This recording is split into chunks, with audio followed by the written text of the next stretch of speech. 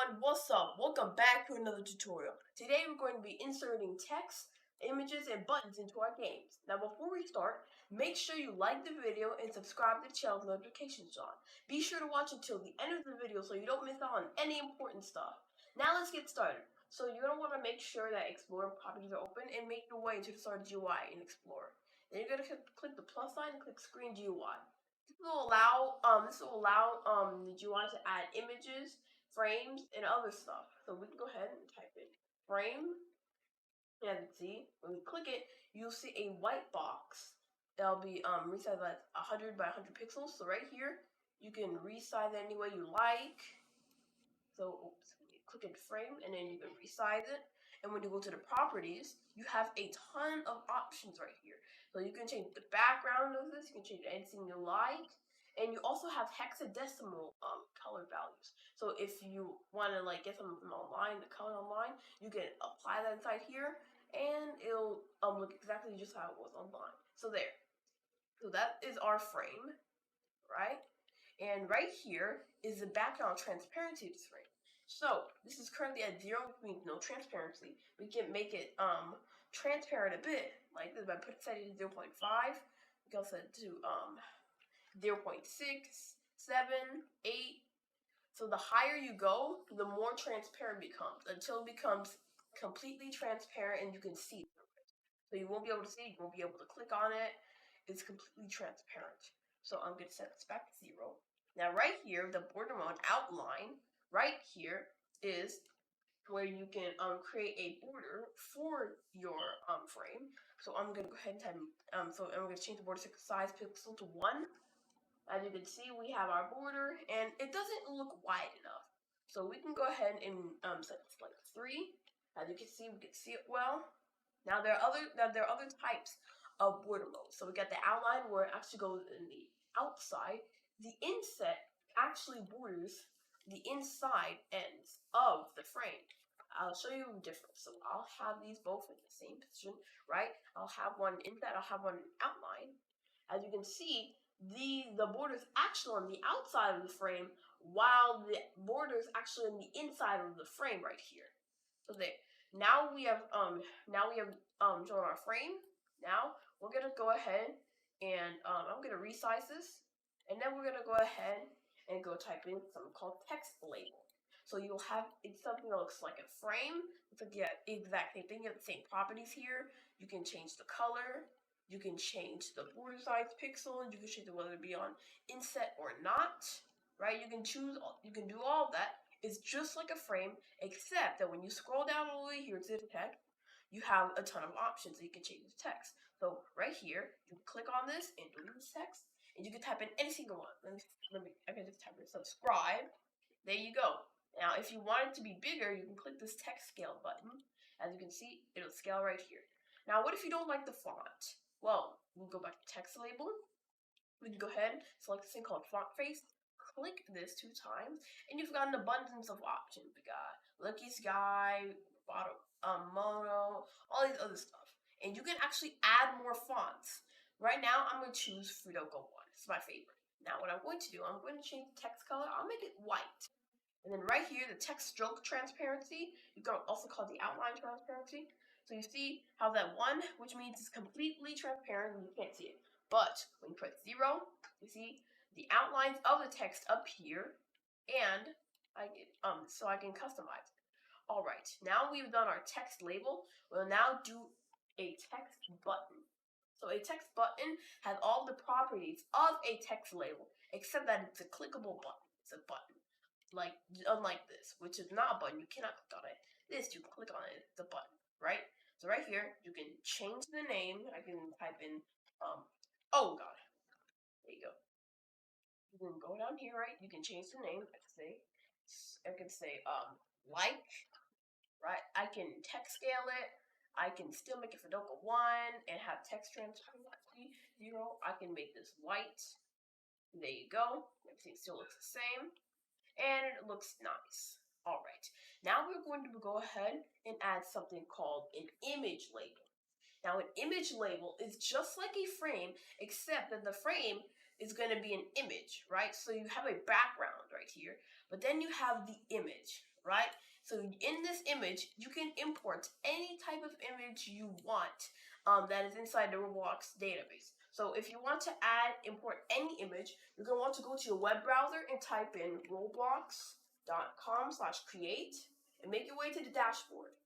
Now once you get to section creations, click development items and click on decalls. So in your decalls right here, you'll see a ton of images right here, and I blurred this for personal reasons, but right here, this right here, upload asset, you're going to want to click this, right? As you can see, you have a button that says upload, so you're going to want to click this, and right here, inside your file explorer, you can choose what file you want, and it has to support the format that shows up here. Right? And again, I blurred this for personal reasons, so I can go ahead and click on any file, right? It'll give you a preview of this, and it'll give you the name, right? You can change the name. I could say test file or something like that, right? And then you can put a description, and once you're ready, you can click upload. Now make sure your image complies with Roblox terms of service, because it says image will be visible to others after moderation. And when they find that your image is very explicit and not good, they will take it down and remove it from the platform. So right here, once you import your image, you'll see it in this section where I blurred it out, all right? So right here, one of those sections, there'll be, when you hover over to your image, a three-dotted button on the top right, and you're going to want to click that, right? You'll have three options: open asset details, copy asset ID, and click in archive. Right? Do not click archive, click copy asset ID, all right? Once you click that, it should be down here. It says asset ID has been copied successfully, right? Now go back to Roblox Studio, and on this image, you're going to want to click this section, delete this, and paste in your text right here by pressing Control-V. Now when we press enter, as you can see, we have our image right here. Now it doesn't look nice. Now I want to remove the background. So you don't remove it from here. You can actually remove it from here. And as you can see, the background is removed, and I can change the color of this image. I can change it to green, blue, red, anything I like, right? I'll make it like this, right? So now we're gonna go ahead and go over to something called the image button, which is the exact same thing as an image label, except that it's a button. So I can go ahead and just resize this. I'm gonna go ahead and go to the images. I can paste the same ID, right? I can make this transparent, right? And the difference between that, this is a button and this is not. This is just a label. It's an unclickable item, right? Besides this right here. So we have gone over frames, we have gone over text labels, we've gone over image labels, we have gone over text buttons, we've gone over image buttons. So now I want to show you guys something else. So we're going to go ahead and type in scrolling frame right here. This is a different type of frame. This is like a frame that you can scroll down and up to. So I can do this and stuff. Now, if you add anything inside the scrolling frame, so I can duplicate this button, right? Let's just say I'll put it right here, right now, but when I scroll it, it's not going to do anything, right? Once I put it inside the scrolling frame, as you can see, I can move it around. I can place it right here. As you can scroll down, up and down, up and down. As you can see, the buttons will be scrolling down. I can just move it anywhere, right? As you can see, they're in their place when I scroll up and down, as long as it's right here. Alright, so we've gone over frames, we've gone over scrolling frames, image buttons, image labels, and text labels. Now, we're going to go over something called UI grid layout. Now, if I go ahead and add a UI grid layout, right? As you can see, look, you see everything is just organized like this, right? Because we have this setting right here, right? Inside the properties of UI grid layout, we have the cell size. All these are 100 pixels by 100 pixels because we set it like that. And then we have the cell size, the cell padding I meant, which is basically which basically separates the items inside the same parent UI grid layout to make it look nice. So we can go ahead, if we set this to 10, this is the Y, right? It won't do anything. If we put it right here, as you can see, there's a larger gap between the images. So you know how this is useful? So let's just say, right, I'm going to delete this, all right? I'm going to delete this UI grid layout because we got this scrolling frame. We're going to go ahead and add a UI grid layout inside of it. Now notice how scrolling frame isn't going to be changed like that because anything inside the same parent as UI grid layout will be affected. So go ahead and go to UI grid layout. As you can see, I have my button right here, and when I duplicate it, as you can see, they're organized neatly, right? But here's the problem, right? I'm gonna go ahead and delete most of the stuff, right? I'm going to change the color of this scrolling frame. As you can see, the button is right at the top, right? And I cannot change it because of the UI grid layout. So it's right at the top, right? And I don't want that. So you know what you can do?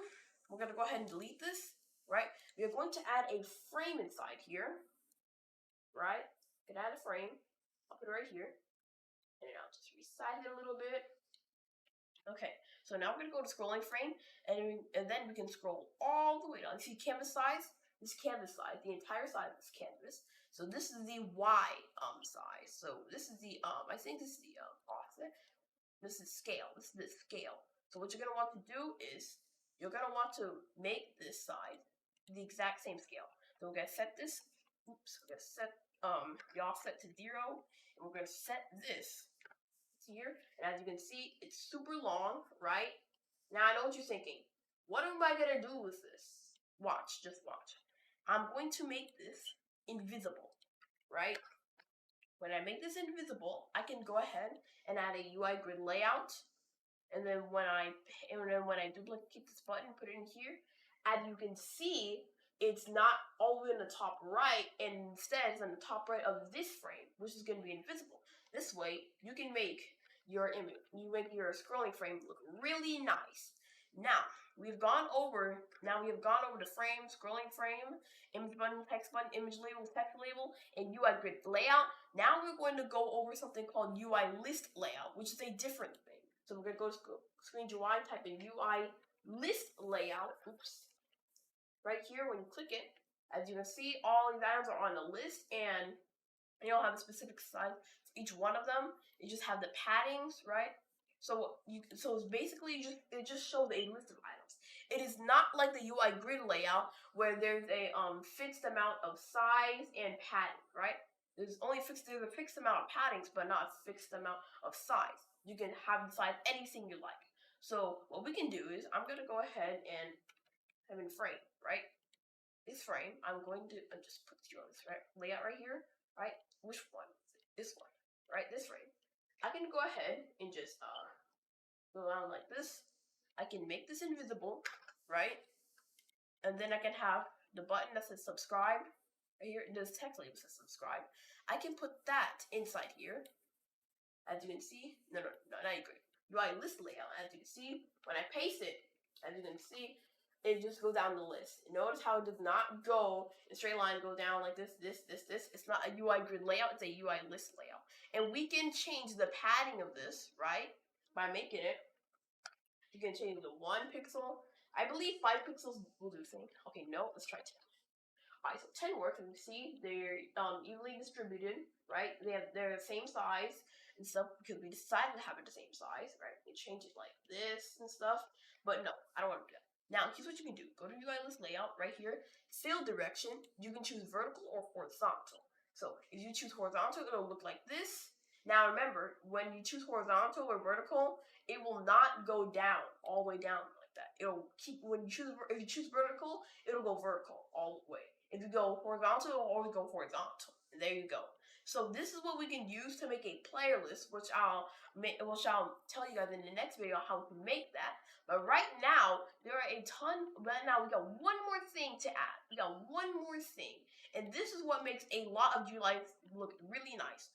So inside any frame, scrolling frame, image, text button, image label, text label, right? Let's just say in this text label, we're gonna go ahead and click this plus and type in UI corner. As you can see, you select UI corner. Right, so the parent of the UI corner, right, which is GUI, is going to be round. Now notice how the border is gone now. If we go to the text label, right, it says border mode. If we hover over here, right, we cannot do anything. It says overridden, right? Double click here to go to UI corner, right? So our border has been overridden by the UI corner, so we cannot have a border right here. So if you wanted to make your own border, you would have to like have a frame, You gotta have to add a frame that's like slightly larger than the other one, right? And then you would have your and then you would have your button. Where is it? Right here, and then you would just have your outline, and it would also be round just to make it look nice. Like I can go ahead and add the UI pointer right here. I'll make this black. As you can see, we got a border right here. I might make a plugin for that so you guys can use it without having to do all that kind of stuff. So yeah, this is not all of the GUIs and components. There are still a ton more right here, right? But these are the most important ones. So in the next video, I'll show you guys how you can make a player list using these GUIs. Alright, so until now, make sure you like the video and subscribe to the channel notifications on so you don't miss any of my videos. Alright, have a great day.